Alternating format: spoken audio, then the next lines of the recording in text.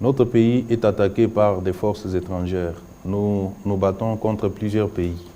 Il n'y a pas que le Rwanda.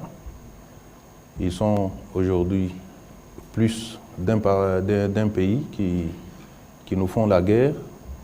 Et nous ne pouvons gagner cette guerre que lorsque nous nous montrons disciplinés, unis autour du commandant suprême des forces armées et de la police nationale congolaise.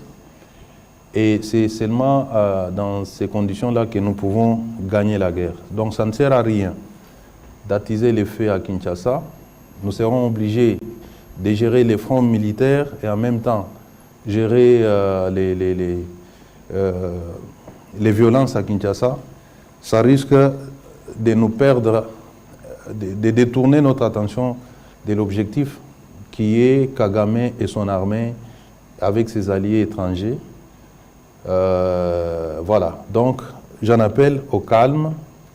Le gouvernement de la République a mis tous les moyens nécessaires pour faire face à cette guerre et nous allons l'emporter parce qu'il nous est injustement imposé par le Rwanda qui veut avoir la main basse sur nos richesses naturelles. Et nous sommes en droit, nous sommes dans une position de légitimité de défendre nos territoires et nous les défendrons quels que soient les prix.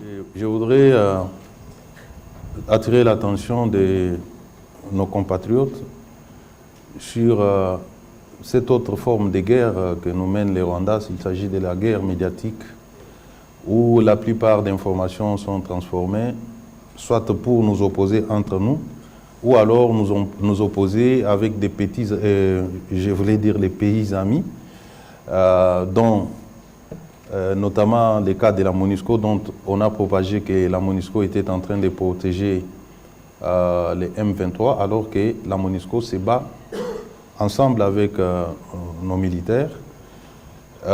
Il est aussi propagé que les États-Unis seraient derrière ces terroristes des M23. Tout le monde sait que les M23 fait l'objet des sanctions de l'ONU et que les États-Unis, un pays très rigoureux en matière de lutte contre le terrorisme, ne peut pas pactiser avec les M23. Donc je voudrais ici souligner, rappeler à l'opinion que si il y a des pays qui ont cité nommément le Rwanda pour indiquer que le Rwanda est en train de soutenir les M23, les États-Unis sont les premiers à l'avoir fait. Nous devons donc faire confiance à ces partenaires qui sont en collaboration avec nous, qui sont en coopération avec nous. Ça ne sert à rien donc de suivre ce qui se raconte dans les réseaux sociaux, cherchant à nous opposer parfois à nos alliés. Voilà.